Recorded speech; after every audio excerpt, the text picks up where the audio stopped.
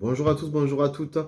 Alors aujourd'hui on va parler orchidées, plus précisément du genre Phalaenopsis ou orchidées papillons.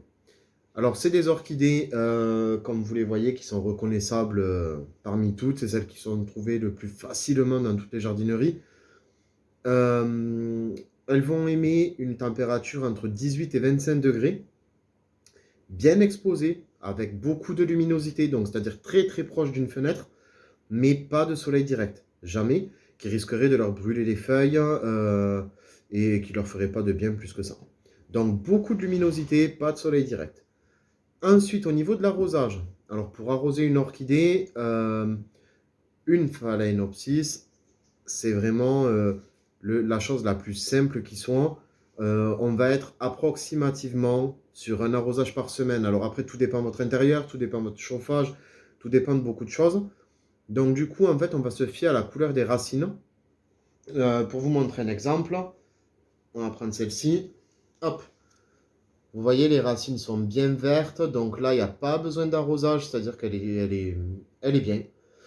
Quand les racines sont grises un petit peu comme celle-ci, dans tout le pot, là, elle a besoin de boire. Donc du coup, je vais vous montrer comment on va procéder pour arroser une orchidée Phalaenopsis. Hop. Alors, on va prendre un contenant. Moi, je vais prendre un cache-pot tout simple, histoire de vous montrer. Donc, on prend un contenant. On va prendre de l'eau non calcaire, donc qui est restée dans une bouteille pendant quelques jours, ou alors une eau qu'on a achetée non calcaire, déminéralisée, etc.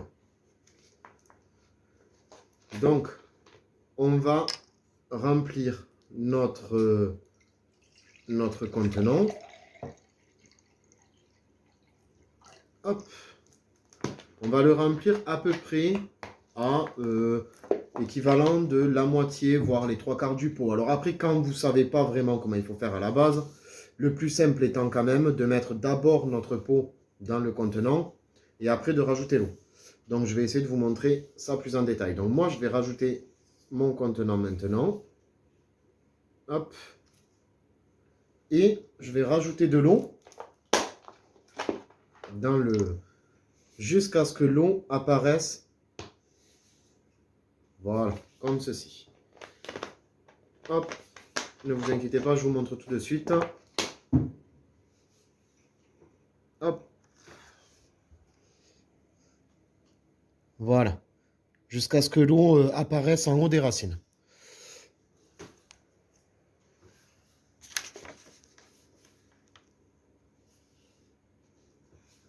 Donc du coup, une fois que ça c'est fait, on va laisser reposer la plante dans l'eau à s'abreuver pendant une vingtaine de minutes approximativement. Donc on va être sur 15 à 20 minutes à peu près par semaine. Une fois que la plante a bu, donc là je la laisse boire parce que je ne veux pas non plus la contrarier. Une fois qu'elle a bu, ce qu'on va faire, c'est qu'on va prendre, donc du coup, la plante qui était dans l'eau, on va la sortir, on va la laisser comme ça, à la lumière du jour, pas de soleil direct, pendant au moins 20 à 30 minutes, pour que les racines puissent également faire leur photosynthèse, parce qu'elles ne sont pas vertes pour rien, ces racines-là. Hein. Donc du coup, on va la laisser comme ça pendant 20 à 30 minutes, au moins qu'elle puisse faire un petit peu de photosynthèse, avant de la remettre dans le cache-pot, tout simplement. On la laisse aussi également, pendant la même période, bien s'égoutter.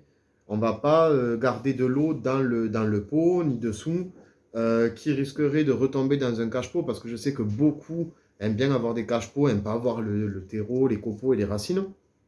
Donc du coup, on fait très attention à ça. Ensuite,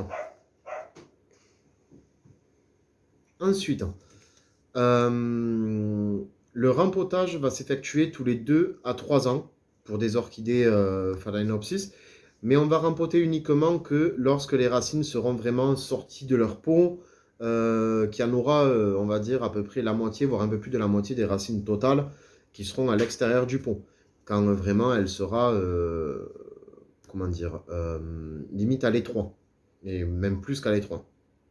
Et on va toujours prendre un pot une fois et demi à deux fois plus grand, pas plus, ça sert à rien. C'est totalement inutile.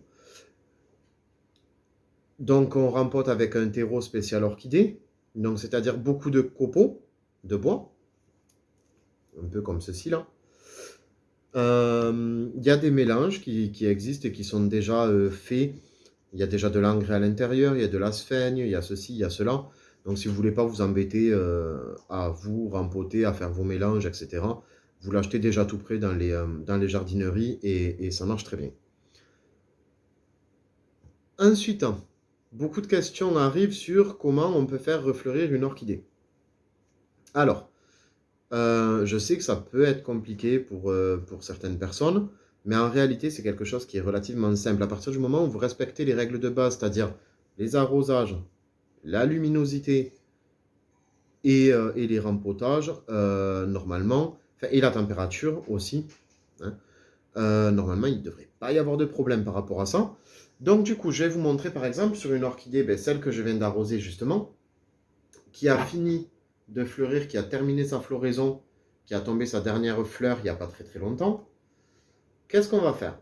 Alors, tout simplement, on va prendre cette orchidée, on va prendre un ciseau qu'on va d'abord désinfecter. Donc désinfecter, on va le brûler tout simplement hein, avec un briquet basique.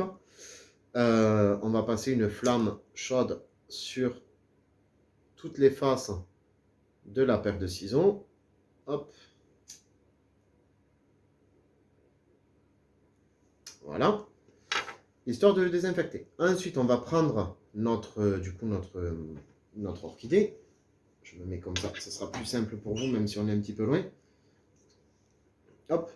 Et on va compter, on va regarder là où il y avait les fleurs. Donc là où il y avait les fleurs, c'est pas la peine, on oublie. Mais un œil. Donc par exemple, j'en ai un juste ici, là, sous mon doigt. Donc on va couper à 1 cm, 1 cm et demi au-dessus. Une coupe franche. Hein. Hop, tout simplement. Donc on enlève le bout qui ne sert plus. Et par contre, immédiatement après, je vais prendre du miel. Donc je m'en mets une toute petite goutte sur ma pointe de ciseau. Hop, voilà. Que je vais mettre dessus. Alors moi je mets du miel, mais on peut aussi également mettre de la poudre de cannelle. En fait, ça a un effet cicatrisant qui va permettre à la plante de cicatriser beaucoup plus rapidement. Hop, voilà. Donc voilà, une fois que ça c'est fait, en fait, en général, au niveau des yeux qu'il y a en dessous, donc par exemple, soit ici, soit celui-là qui a là, que vous voyez peut-être pas bien, mais il est juste ici, une hampe secondaire va se former et refleurira. Maintenant, si jamais votre hampe continue à jaunir un peu comme celle-ci, jusqu'en bas, mais celle-ci c'est un autre cas, donc je vous montrerai après, jusqu'en bas, on la coupe, on va attendre 2, 3, 3 mois, 3 mois et demi. Au bout de ces 3 mois-là, si jamais la plante se porte toujours très bien, c'est-à-dire si elle a toujours des feuilles très, très rigides, pas molles, des racines bien vertes, que tout va très bien pour elle, qu'elle continue à croître, ce qu'on fait, c'est que on va la mettre pendant 2 à 3 semaines approximativement à une température de 15 degrés, 15-16 degrés, en faisant des arrosages, donc bassinage toujours pareil, hein, mais en arrosant à raison de une fois tous les 10 à 15 jours. C'est-à-dire on va un peu la stresser si vous voulez. On va réduire les arrosages, réduire la température. Puis au bout de 3 semaines, on va la remettre dans son milieu normal, c'est-à-dire entre 18 et 25. Et on va réarroser normalement. Tout simplement. Excusez-moi, il y a un chien qui aboie, je suis désolé. Donc, normalement, elle devrait recréer une nouvelle hampe florale de la base du cœur de la plante. Donc, voilà. Au niveau de la floraison, comment l'entretenir, etc. Maintenant, j'ai un petit cas un petit peu particulier. Une orchidée qui était placée dans une pièce avec mes phasmes, mes insectes, etc. Donc une pièce où il fait entre 26 et 28 degrés, donc un petit peu plus chaud que ce qu'il leur faudrait en temps normal, qui se portait très très très très bien. Je l'ai sortie de cette pièce-là, pour la remettre au salon avec les autres, histoire de la réacclimater un petit peu à son climat qu'il lui aurait fallu. Et puis voilà ce que ça a donné. Voilà. Donc en fait, vous voyez, c'est tout sec. Ici aussi, ici aussi, ici aussi, ici aussi. Et les hampes que j'avais laissées, bon, une est foutue, donc voilà. L'autre va bien. Mais si vous voulez, ce qui lui est arrivé, c'est qu'elle a eu froid. Elle est passée elle a eu un trop grand écart de température et ça n'y a pas plu du tout. D'où aussi le fait que je recommande en général de faire très très attention aux écarts de température, au courant d'air, etc. Parce que c'est des plantes qui peuvent être fragiles et qui à la longue, avec trop d'écart de température, trop de courant d'air, froid, chaud, surtout en cette période où dehors il fait plus ou moins froid et dedans il fait plus ou moins chaud, proche d'une porte ou d'une fenêtre quand on aère ou quoi que ce soit, c'est pas bon du tout pour elle. Donc vraiment, je voulais vous montrer que il faut faire attention, sinon votre orchidée, ça va repartir, hein. Il n'y a pas de souci, j'ai pas d'inquiétude. J'ai eu des orchidées qui n'avaient quasiment plus rien ici. Elles étaient toutes sèches, il n'y avait plus une feuille, il n'y avait plus qu'un petit bout marron là. En les gardant pendant un an ou deux, on finit toujours par les faire repartir. Enfin, du moins personnellement. Voilà. Ben écoutez, j'ai fait un petit tour global sur l'orchidée Phalaenopsis ou orchidée papillon. Comme d'habitude, n'hésitez pas à aimer, commenter, partager, surtout partager. On est de plus en plus nombreux sur la chaîne, même si je suis de moins en moins présent. Mais voilà. Et puis ben voilà, pour vous abonner, c'est juste ici, là, il y a un petit rond qui va s'afficher.